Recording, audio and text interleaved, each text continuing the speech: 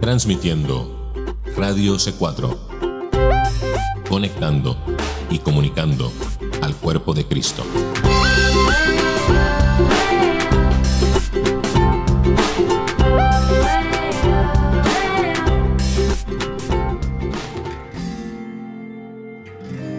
De manera cordial, amable y directa, Radio C4 presenta Libre al Fin.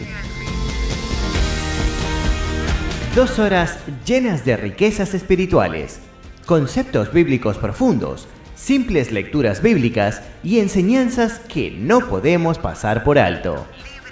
Un momento donde lo cotidiano se viste de profundidad.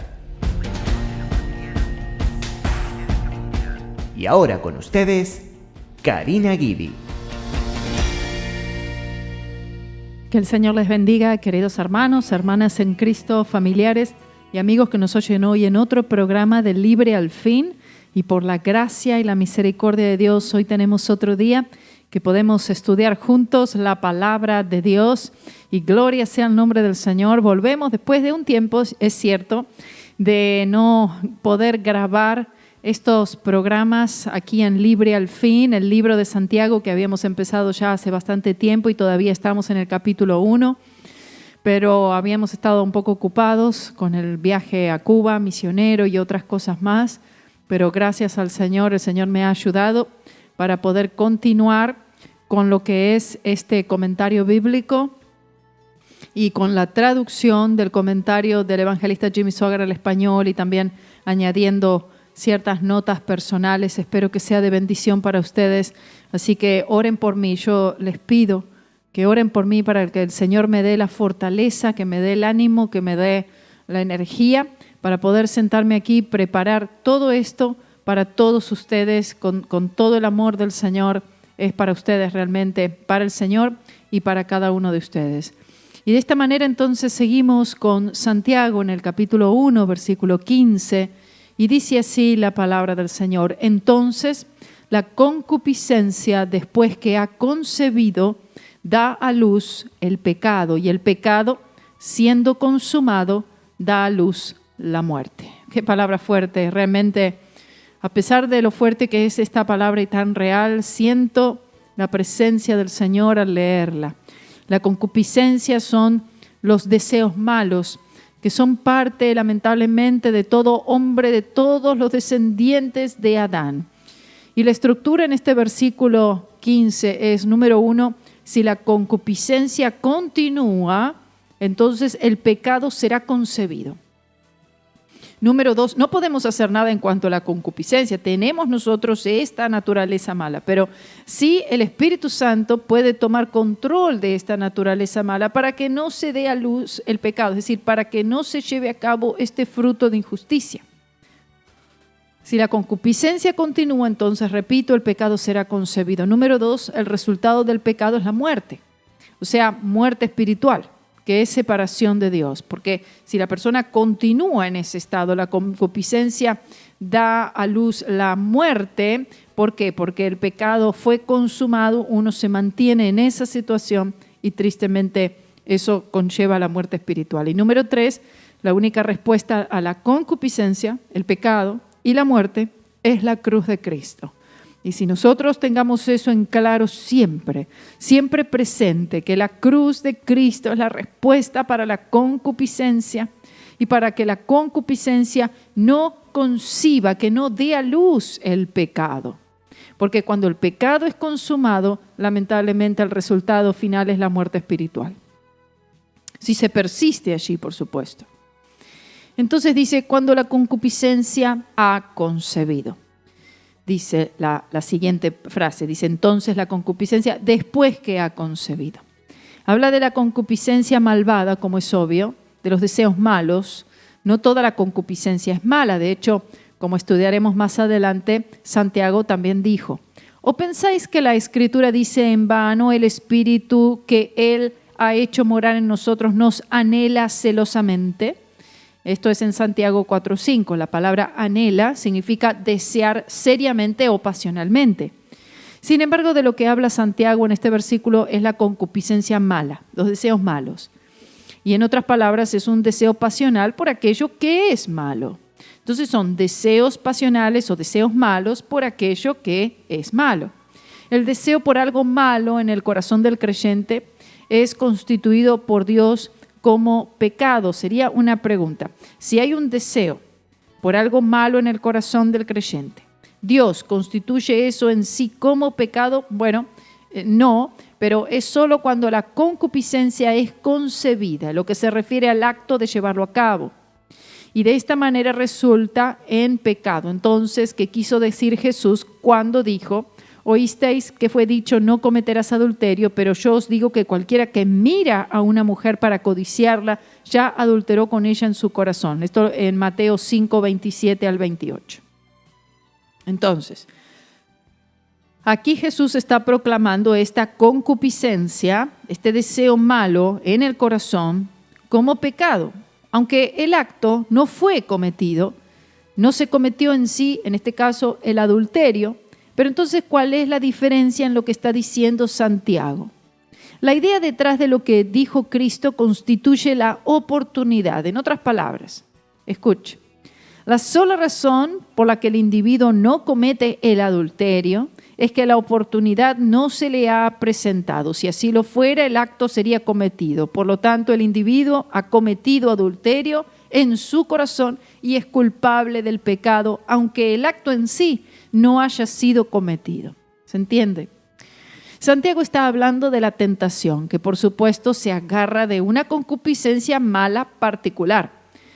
Cada persona tenga una concupiscencia mala, una tendencia hacia algún tipo de pecado más que otro. Entonces está hablando de esta tentación, y la tentación se agarra de estos deseos malos particulares en ese individuo. Pero si el deseo es combatido por la fe en Cristo, por la cruz de Cristo, la fe en lo que Él hizo, la única fortaleza, el único poder, la única victoria para el pecado, no se comete pecado. Y de hecho, la tentación en sí misma no es un pecado, sino solo el rendirse a la tentación. Siguiente dice la frase, da a luz el pecado. Se refiere a la concepción de la concupiscencia. En otras palabras, la persona rindiéndose a la tentación, como se dijo, estas tentaciones no vienen de parte de Dios, sino de los apetitos de la naturaleza pecaminosa del hombre caído. Aunque los nacidos de nuevo no son caídos, aún las enredaderas que cuelgan de la caída, o sea, la naturaleza pecaminosa, continúan morando en el creyente. La concupiscencia malvada surge de esa naturaleza particular. Jesús lo dijo de esta manera: porque del corazón salen los malos pensamientos, los homicidios, los adulterios, las fornicaciones, los hurtos, los falsos testimonios, las blasfemias. Mateo 15, 19. Aunque la naturaleza pecaminosa ruge fuera de control en el corazón y vida del no redimido, debido a la llegada de la naturaleza divina en el creyente, la naturaleza pecaminosa en realidad está dormida en el creyente, o por lo menos así debe permanecer. Y la verdad es que no está dormida la mayoría de los cristianos, sino que está causándole indecibles dificultades. ¿Por qué? La naturaleza pecaminosa no será un problema para el cristiano si el cristiano ancla su fe total, completamente y consistentemente en la cruz de Cristo. Lo que le da la ayuda al Espíritu Santo, lo que permite más bien la ayuda del Espíritu Santo a su favor. Es solo cuando el creyente pone su fe en otra parte que el problema comienza, donde comienzan entonces todas estas actividades en la carne, decisiones en la carne, actos de la carne, pensamientos en la carne, acciones en la carne. Al negarse la ayuda del Espíritu Santo, la derrota es el resultado, lo que activa la naturaleza pecaminosa. Si el creyente no ancla su fe una vez más, redirige su fe una vez más, él se encontrará con la naturaleza pecaminosa, no solamente morando en él, sino que también reinando en él, aún como antes de haber sido salvo o más. Y de hecho ese es el caso con un sinnúmero de cristianos en el presente. El Señor deja la naturaleza pecaminosa en el creyente como una advertencia. La naturaleza pecaminosa en nosotros es como una especie de alerta, como de luz roja. Es como un tigre que está listo para saltar, pero no puede hacerlo porque ha sido puesto tras las barras. Sin embargo, si estas barras son removidas, la bestia definitivamente saltará. El Señor deja en nosotros la naturaleza pecaminosa para desarrollar en nosotros la confianza y la fe en Él, más específicamente en lo que Él hizo en la cruz por nosotros. Con motivos disciplinarios es que el Señor deja allí la naturaleza pecaminosa. No para que reine, sino para que se mantenga sometida al poder del Espíritu Santo. Debido a la caída, el hombre tiene algunos problemas terribles y el peor de todos ellos es el orgullo. Desafortunadamente, este problema puede fácilmente treparse hasta el corazón y vida del creyente. Y esta es la razón por la cual la cruz es tan, pero tan importante. Es lo más importante. La cruz destruye el orgullo y construye la humildad. Y esto sucede cuando el creyente entiende que él solo debe mirar la cruz en todo momento para su continua victoria. Lo que siempre desvaloriza el yo, lo que desvaloriza el orgullo. Como creyentes debemos seguir negándonos a nosotros mismos, tomar nuestra cruz cada día y solo entonces encontramos la vida. De otro modo, perdemos nuestra vida. Lucas 9, 23 y 24. La frase siguiente en este versículo 15 dice, y el pecado, siendo consumado, da a luz la muerte. Se refiere a la muerte espiritual. Hay 3 tipos de muerte que mencionan las Escrituras. Son las siguientes. Número 1, la muerte física, la separación del hombre interior del cuerpo. Santiago 2, 26. Número 2, la muerte espiritual, es la separación de Dios por el pecado. Y número 3, la muerte eterna, que es la eterna separación de Dios porque el hombre elige permanecer separado de Dios en pecado y no hace de Cristo Jesús el Rey y Señor de su vida. Y esto se llama, también en Apocalipsis es mencionado como la muerte segunda o la segunda separación de Dios. Desde el momento que el primer hombre pecó, una ley fue introducida, que es la ley del pecado y de la muerte. Y Dios le dijo a Adán, mas del árbol de la ciencia del bien y del mal no comerás, porque el día que de él comieres, ciertamente morirás. En Génesis 2:17. Adán pecó en desobediencia voluntaria. Esto no fue ignorancia, no fue que trastabilló, no, fue una desobediencia voluntaria. En el momento de su pecado entró la muerte espiritual y con esta también la muerte física. El hombre fue desgastándose hasta que, por supuesto, muere físicamente. Su cuerpo queda en la tierra, se convierte en polvo y su alma y su espíritu van a la presencia de Dios si ha creído en Cristo o, por supuesto, al infierno. Y antes de la caída, el cuerpo humano era capaz de la inmortalidad, pero después del pecado de Adán, era imposible para él no morir físicamente. Y debido a que Adán fue el representante federal y orgánico de la raza humana, la necesidad de la muerte se aferró a cada uno de sus descendientes. Por eso la muerte está aferrada de absolutamente todo ser humano. La caída fue universal, fue desastrosa, extendiéndose a toda la posteridad de Adán. Consecuentemente, esta ley no puede ser quebrantada. Está establecido para los hombres que mueran una sola vez y después el juicio.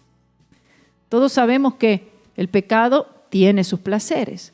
Pablo en Hebreos nos dice que Moisés reconoció esto, pero Moisés también conocía el entusiasmo y la gratificación que otorgan las indulgencias pecaminosas, pero también que son solo temporales. Hebreos 11:25. Y él decidió, él tuvo que tomar una decisión. O los deseos y los placeres pecaminosos temporales o la gloria eterna de Dios. Aún para aquellos que llegan a vivir más tiempo y disfrutan de los placeres del pecado a lo máximo, ciertamente la muerte llegará y cortará las fuentes de todos los deseos pecaminosos.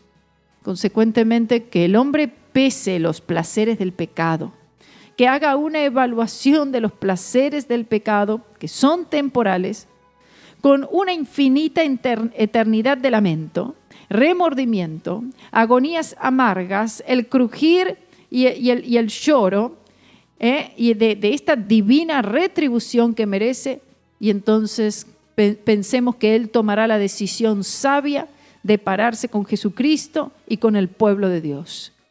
Antes de pecar, pesa la recompensa del galardón del pecado, que es la muerte. De seguro que Dios recompensará la fe conforme al oprobio que un creyente debe sufrir en su vida. Porque fue por la fe que Moisés rechazó los placeres de Egipto y que eligió sufrir aflicción y oprobio con el pueblo de Dios. Moisés renunció a todas aquellas cosas que el corazón del hombre desea.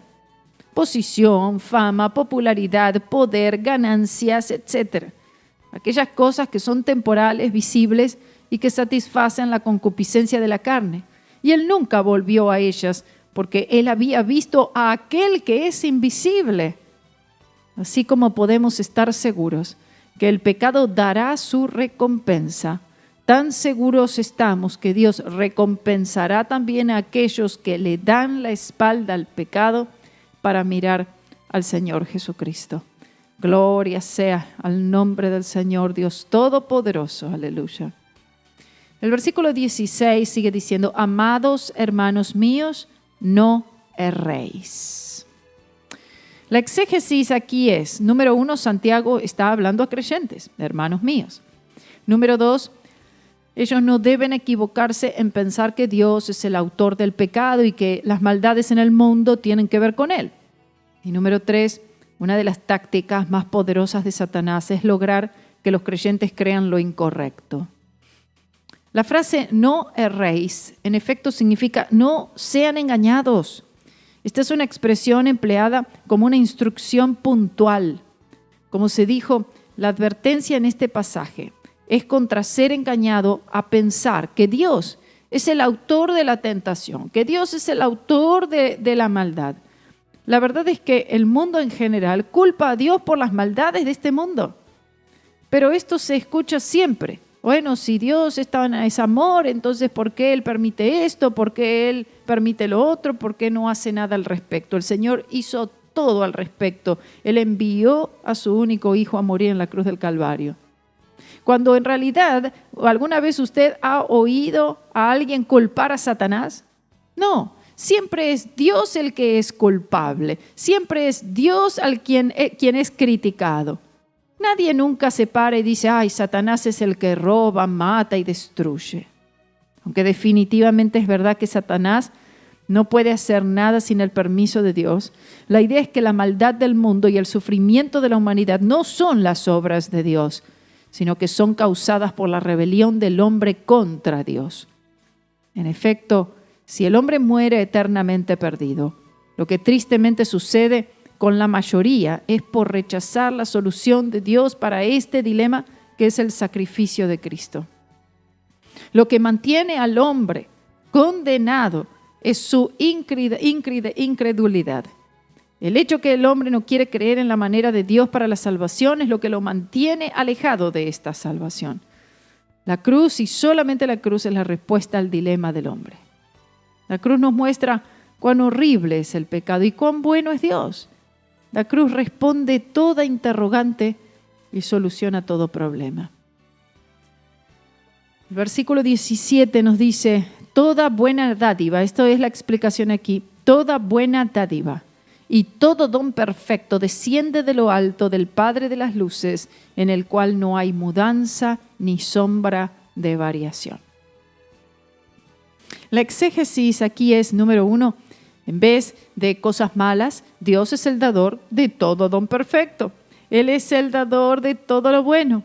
Número 2, nada sino bueno proviene de Dios, porque Dios es bueno. Tercero, toda iluminación se encuentra solo en el Señor. Él es el Padre de las luces. Gloria a Dios. No hay oscuridad en Él. Y número 4, Dios no cambia. Él fue bueno ayer, Él es bueno hoy, Él será bueno mañana. La frase toda buena dádiva y todo don perfecto desciende de lo alto. Gloria a Dios. Y esto nos presenta el don de su Hijo, el Señor Jesucristo, por quien es dado el don perfecto. Las palabras de lo alto nos dice que toda salvación proviene del Señor. Y Dios es capaz de darle al hombre caído buenas dádivas y dones perfectos solo por medio de la cruz de Cristo. De hecho, antes de la cruz, todo lo que Dios le dio a la humanidad, tales como dones, dependían de la cruz que vendría. Uno podría decir que Dios daba a crédito, un precio incidentalmente que su Hijo pagaría. La buena dádiva es Cristo, mientras que el don perfecto es la salvación que Él nos otorgó, la cual fue mediante la cruz y nuestra fe en esa obra consumada. No solo que este don es bueno, sino que es perfecto. El nuevo nacimiento no es de esta tierra, sino de otro mundo, de lo alto, aún del mismo corazón de Dios. Nuestro Padre Celestial es la fuente de todo lo bueno, pero el medio por el cual Él da todas estas cosas buenas a sus hijos es por su Hijo, el Señor Jesucristo, y más particularmente lo que Él hizo en la cruz a nuestro favor. La frase del Padre de las luces se refiere a la iluminación. La maldad es oscura, la luz es buena. En su capacidad como Padre, Él es visto de la siguiente manera. Número 1, el Padre de nuestro Señor Jesucristo. El Padre de misericordias, el Padre de gloria, el Padre de todos, el Padre de los espíritus, el Padre de las luces. No hay oscuridad en Dios. Toda la luz, toda pureza moral que hay en el universo provienen de Él. La palabra Padre aquí denota que es la fuente de todo, o de quien todo proviene. Y la frase siguiente o última en el versículo 17 dice, en el cual no hay mudanza ni sombra de variación. Dios es inmutable, uno de sus grandes atributos. Se refiere al hecho que Dios no puede cambiar. Variación en el griego es la palabra paralaje y significa cambiar o variar. Es un término astronómico que describe las posiciones variadas de los cuerpos celestes causando cambios en las estaciones del año. Dios no es cambiante así como las estaciones del año. En cada estación Él es el mismo. En cada dispensación Él es el mismo. Ni tampoco cambia como la sombra sobre el sol. El Espíritu Santo, mediante el profeta Malaquías, dijo, porque yo Jehová no cambio. Malaquías 3:6. Concerniente al Salvador, la Escritura dice, Jesucristo es el mismo ayer, hoy y por los siglos. Hebreos 13:8. El hombre vacila, el hombre es cambiante, el hombre dice una cosa y hace otra. El hombre es, como le dicen hoy, bipolar y hasta tripolar, pero Dios no.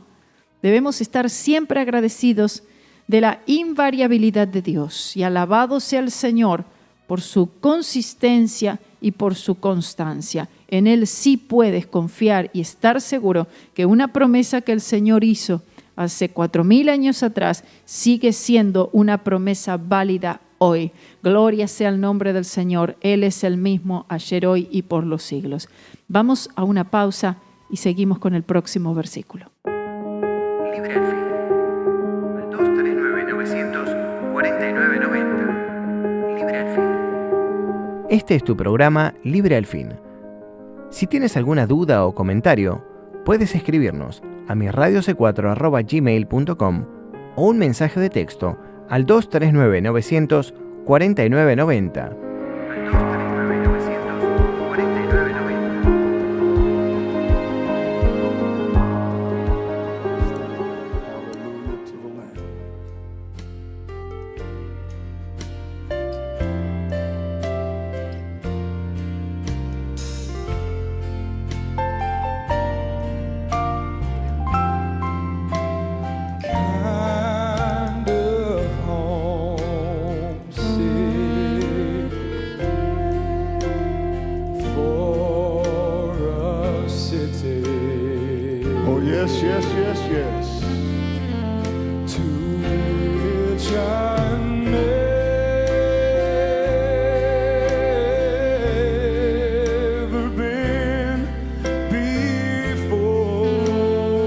hallelujah, praise the Lord.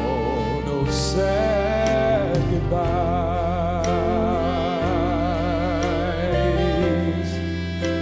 will there be spoken, for time won't matter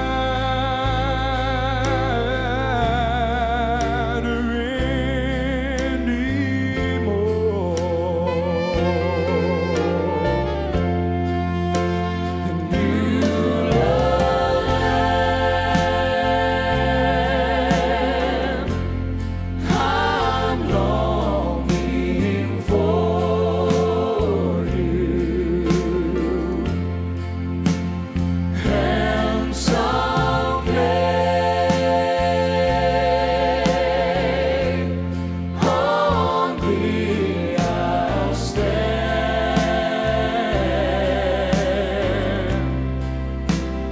There my home shall be eternal.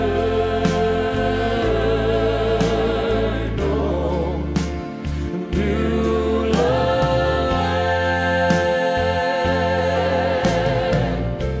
sweet Beulah land.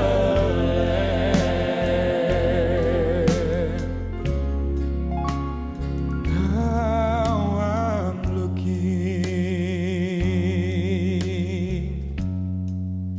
across the river,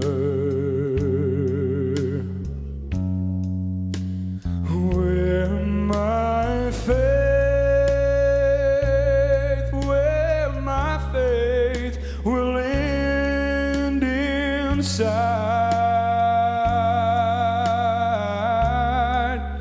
Oh, there's just a few, oh, more days to labor. Just a few more days to labor. Sing it, Joseph, sing it. And then I'll take, yes, I'm gonna take my Hallelujah. heavenly flight. Sing it now, sing it.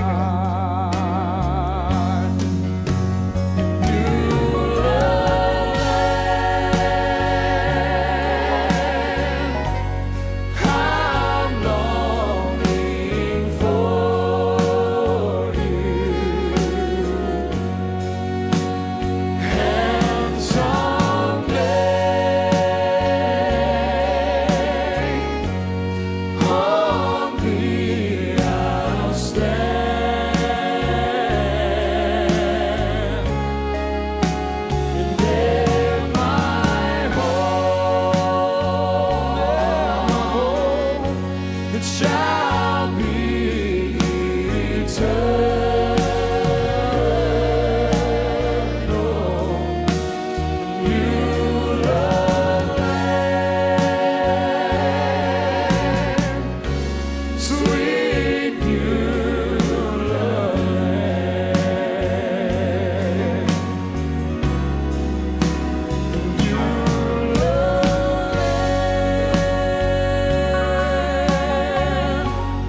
I'm longing for you. Yes, hallelujah. And someday on thee I'll stand. And there my home shall be eternal.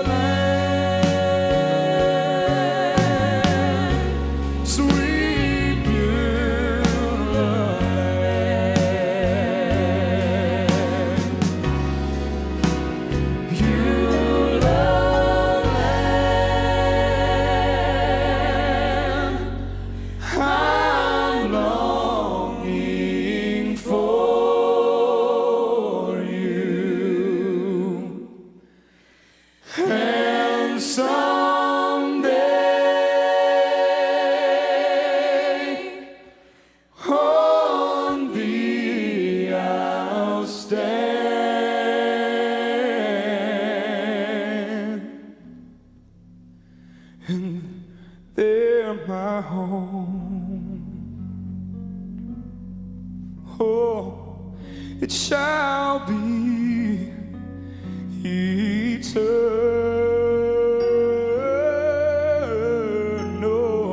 Oh, yes, yes, yes.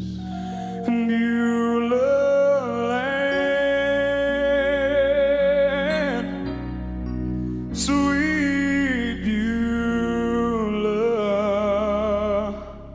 land,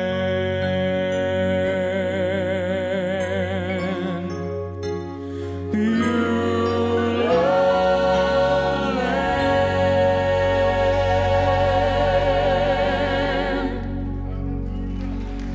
Hallelujah. Joseph Grace, just stand right here for a moment if you would.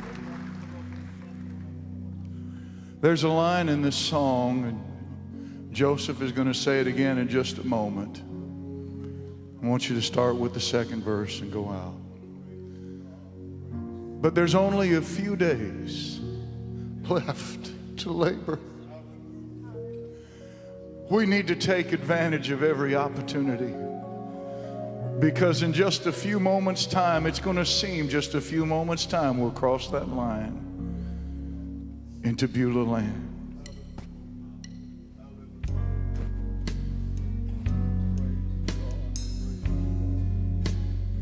How I'm looking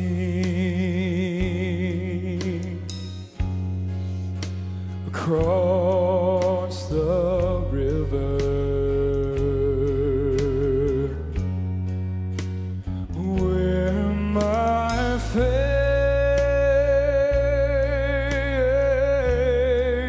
will end inside.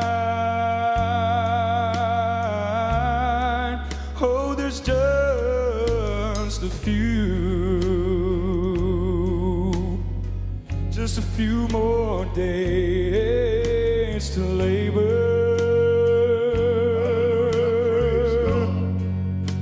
And then I'll take my heavenly flight. And Beulah land, I'm longing for you.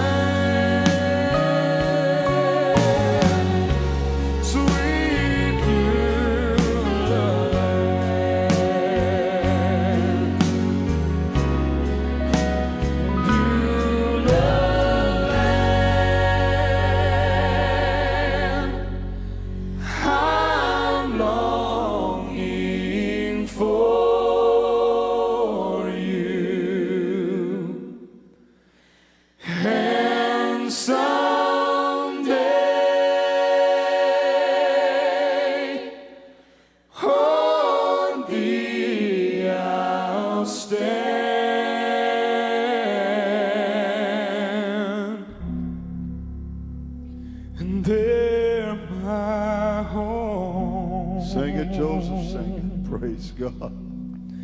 It shall be eternal.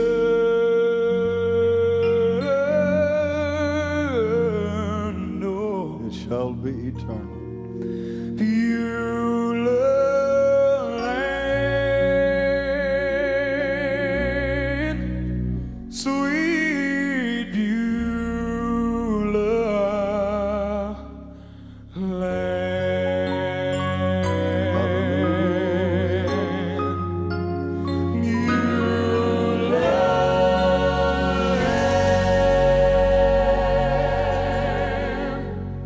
Praise God. Praise Hallelujah.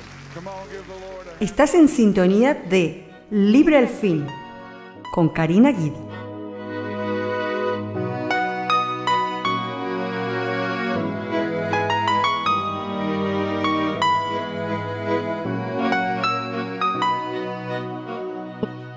Gloria a Dios, estamos de vuelta aquí en Libre al Fin, estudiando Santiago capítulo 1. Comenzamos hoy con el versículo 15 hasta el 17 y ahora seguimos con el versículo 18 que dice así: Él, de su voluntad, nos hizo nacer por la palabra de verdad para que seamos primicias de sus criaturas.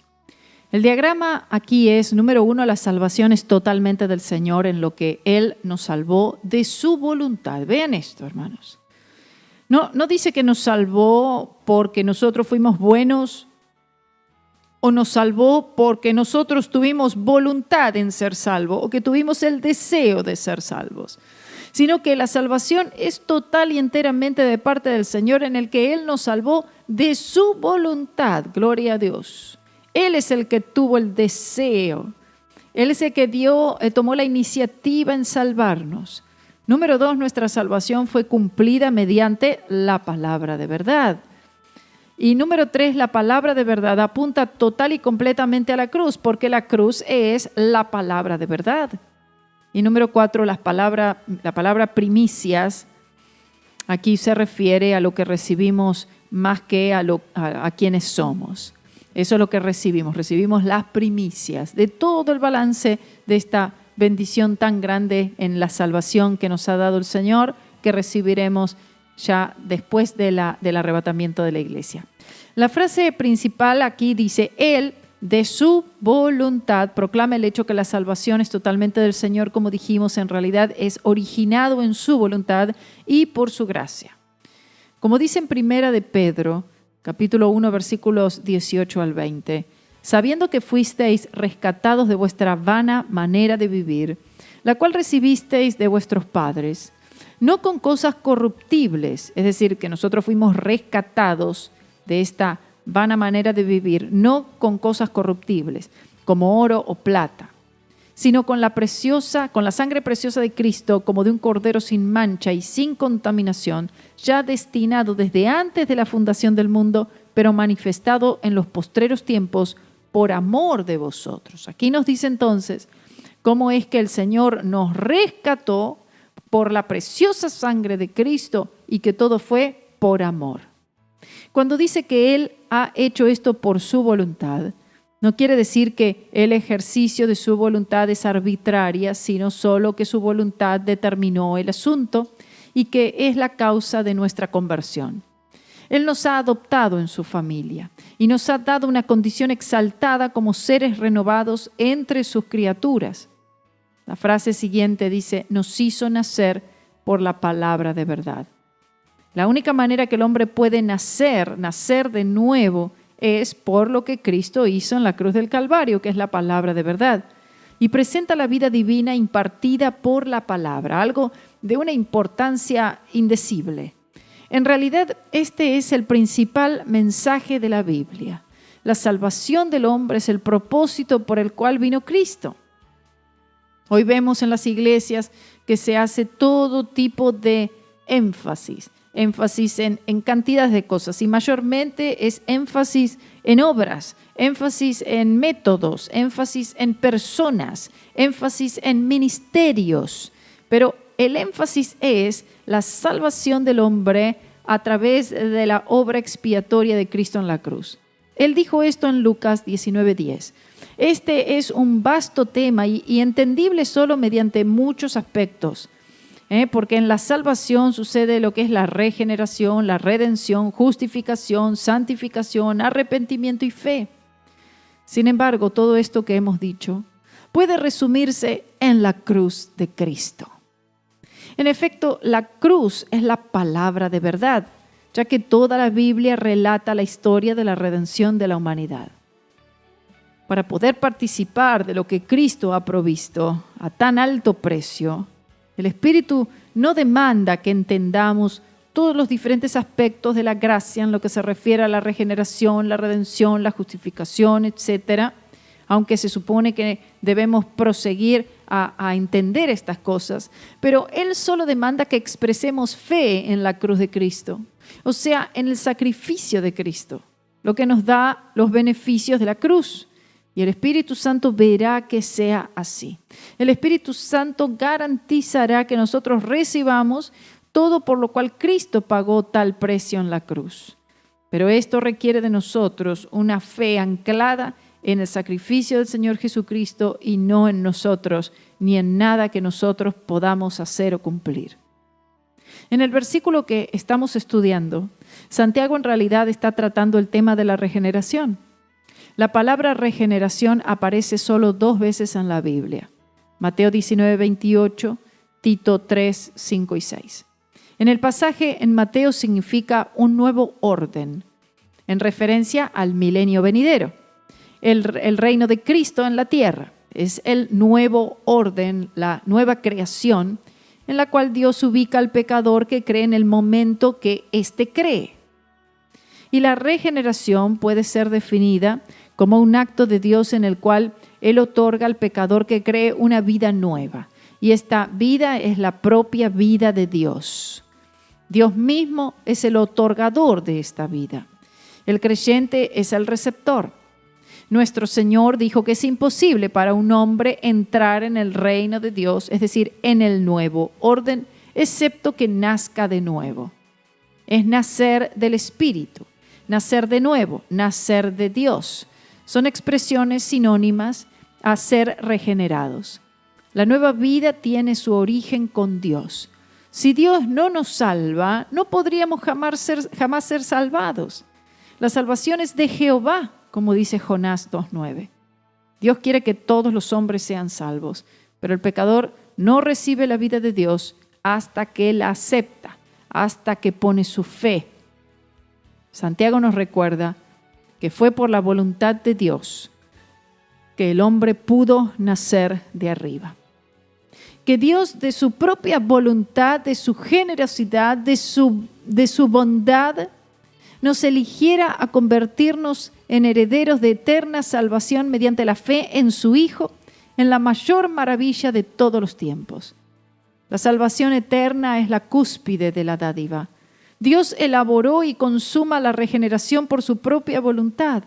Somos nacidos de nuevo, somos engendrados, somos levantados de los muertos, no engendrados de sangre, ni de voluntad de carne, ni de voluntad de varón, sino de Dios. Juan 1:13. Todo esto Dios lo hizo por la cruz y nuestra fe en esa obra consumada. Todo esto es hecho por la palabra de verdad, que es todo el sistema de la verdad cristiana contenida en la Biblia. Es la palabra de Dios, el Evangelio de Jesucristo, y todo está centrado en la cruz. Si usted no está viendo la cruz en todo esto, entonces usted no está viendo nada. Uno podría decir aún que es algo más que la escrita palabra del Antiguo Testamento, que es todo lo que Santiago conocía hasta el momento, o aún la palabra hablada por los predicadores.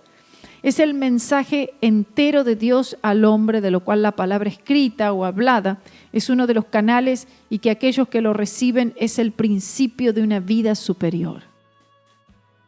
La vida, la palabra de Dios, incluye todas las comunicaciones verbales de Dios hacia el hombre, y creo que la idea de Santiago era esta.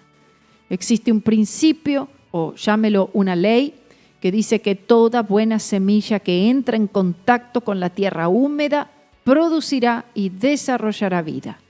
Así es con la buena semilla de la palabra de Dios. En ella existe un potencial que reside allí. Amén. Oh, gloria a Dios. Por eso es que hay gran potencial en el corazón y vida de todo aquel que cree en esta palabra, que cree en esta buena semilla de la palabra de Dios. Cuando es recibida en la buena tierra de un corazón que cree, produce y desarrolla vida. Gloria a Dios. El apóstol Pedro escribió y dijo, siendo renacidos, no de simiente corruptible, sino incorruptible por la palabra de Dios que vive y permanece para siempre. Primera de Pedro 1:23. Santiago solo repite las palabras del Señor Jesús cuando él escribe que hemos sido nacidos con la palabra de verdad, en Juan 5:24. Pablo también cuando añade, así que la fe es por el oír y el oír por la palabra de Dios, Romanos 10:17. Y debido a que la Biblia es un libro vivo, es como un libro que da vida. Y esto es un misterio, no fácil de explicar, pero hay un misterio adherido a la vida en general que es más inteligente, biológico, algo que no puede ser explicado, pero que estamos seguros que la Biblia sí funciona. Estamos seguros que la Biblia sí contiene en sí misma vida, tiene un poder vivificador para aquellos que la reciben con fe. Las Escrituras dicen, así será mi palabra que sale de mi boca, no volverá a mí vacía, sino que hará lo que yo quiero y será prosperada en aquello para que la envíe. Isaías 55:11. La frase para que seamos primicias de sus criaturas se refiere más a lo que hemos recibido que a lo que somos. Todavía hay mucho más en cuanto a este gran proceso de salvación. Es decir, solo hemos recibido el pago inicial, o como Santiago lo llama aquí, la primicia de lo que está por venir. Esto no significa que uno será más salvo más tarde, porque en el momento de la fe la persona es tan salva como puede llegar a serlo. Esto se refiere a todos los beneficios de la salvación, de los cuales ahora solo tenemos las primicias. La palabra primicias sería una muy común a Santiago porque proviene de la historia de Israel. El año sagrado de Israel contenía una semana, 7 fiestas anuales que estaban relacionadas a la fiesta semanal. La fiesta semanal era el sabático. Las 7 fiestas anuales que festejaba el pueblo de Israel era la Pascua, los panes sin levadura, las primicias, Pentecostés, trompetas, expiación y tabernáculos. Sin embargo, las 7 fiestas eran celebradas en 3 reuniones anuales. La Pascua, panes sin levadura y primicias eran celebradas en la primavera del año, tipificando la muerte, perfección y resurrección de Cristo. Luego, Pentecostés, 50 días después de la Pascua. Pentecostés era celebrado 50 días después de la Pascua y tipifica el bautismo con el Espíritu Santo, que es una obra que es subsecuente a la obra de salvación. Luego, las trompetas, expiación y tabernáculos eran celebradas en el otoño del año, representando el arrebatamiento y las profecías futuras. El fundamento de las 7 fiestas era la gracia, la gloria, porque la Pascua proclamaba la redención mediante la sangre y la última fiesta, tabernáculos, ilustra el milenio. Entre estas 2 fiestas viene la gavilla de las primicias, representando la resurrección de Cristo. Pentecostés, la venida del Espíritu Santo sobre las primicias, y el gran día de expiación cuando Israel verá a aquel a quien han traspasado y arrepentidos le recibirán en su corazón lo que fue profetizado por Ezequiel. La gavilla de las primicias era mecida en el primer día después del sabático judío, lo cual tiene que ver con la alabanza a Dios, y era después de la Pascua. Por supuesto, el primer día era el domingo, y ese es el día que Cristo resucitó de los muertos. Ninguna ofrenda por el pecado acompañaba la gavilla, porque Jesús no tuvo pecado. No solo que la gavilla mecida representaba la resurrección de Cristo, sino que en un sentido también representaba nuestra resurrección. Las primicias no solo representan lo que hemos recibido, sino que es una promesa de lo que aún estamos por recibir en el futuro y además reconoce el principio de la propiedad divina en todo lo que poseemos. El adorador reconoce que todo proviene del Señor y que todo le pertenece a Él. Volviendo al principio de la nación de Israel, Cuando ellos primero llegaron a la tierra que fluye leche y miel y se congregaron para la primera cosecha, Dios debía recibir su porción primero. Pueden verlo en Levítico 23:14, Deuteronomio 26, 1 y 2. En efecto, la tierra no le pertenecía a ellos. Era la posesión de Dios y ellos la poseían al confiar en Él.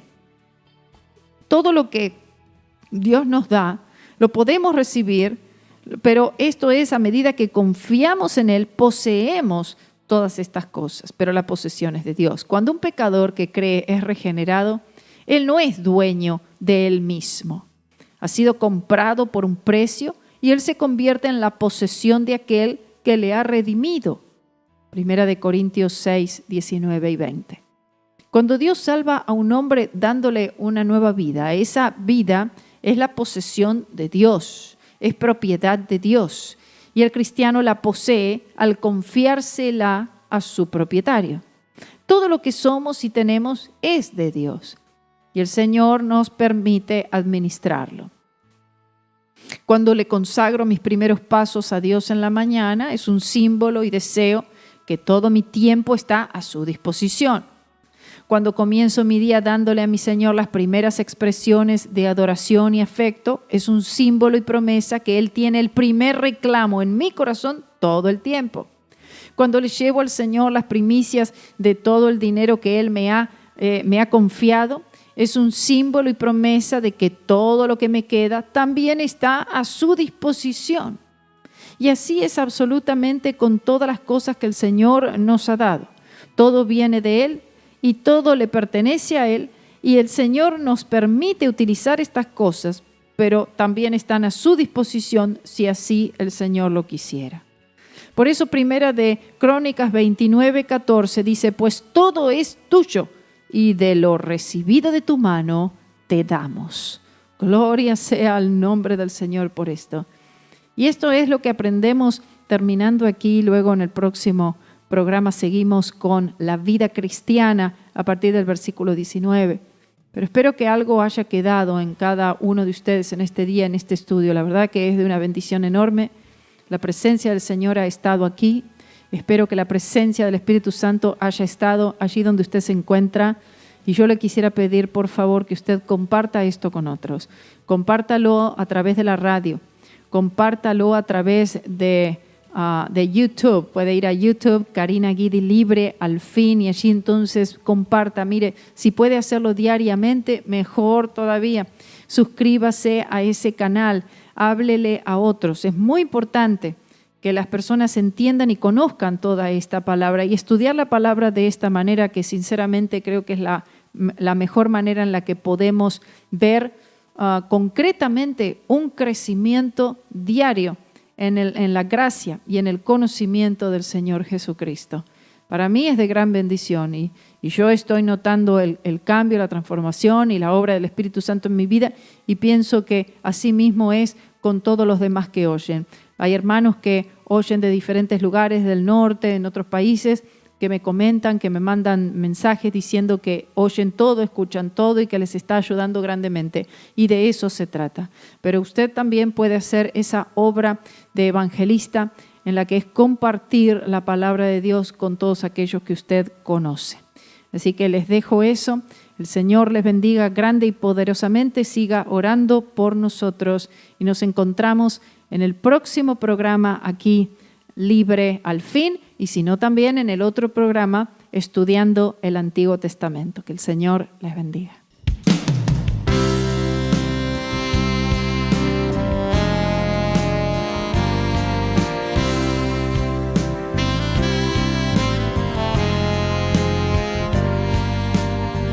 Many times I've questioned certain circumstances, things I could not understand. And many times in trials, weakness blurs my vision and my frustration gets so out of hand. That's when I am reminded that I've never been forsaken, and I've never had to stand one test alone. No. That's when I look at all my victories and the Spirit rises up in me, and it's through the fire my weakness is made strong.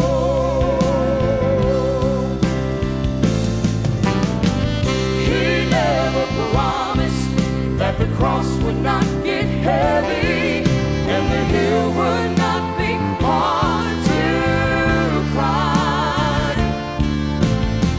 And he never offered our victories without fighting, but he said help would always come in time.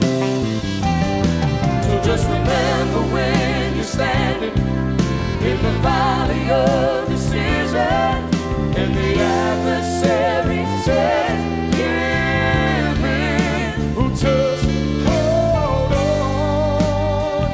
Our Lord will show up and he will take you through the fire again. He never promised that the cross would not get heavy and the hill would not be hard to climb. He never offered our victories without fighting, but he said it would always come in time. So just remember when you're standing in the valley of decision and the adversary says give in, well, just hold on. Our Lord will show up and he will take you through the fire again. I know within myself that I would surely perish. Oh, but if I trust the mighty hand of God, he'll shield the flames again. He never promised that the cross would not get heavy and the hill would not be hard to climb. Oh no, he never offered our victories without fighting, but he said help would always come in time. So just remember when you're standing in the valley of decision and the adversary says give in, well, just hold on. Our Lord will show up and he will take you through the fire again. Just hold on. Our Lord will show up and he will take you through the fire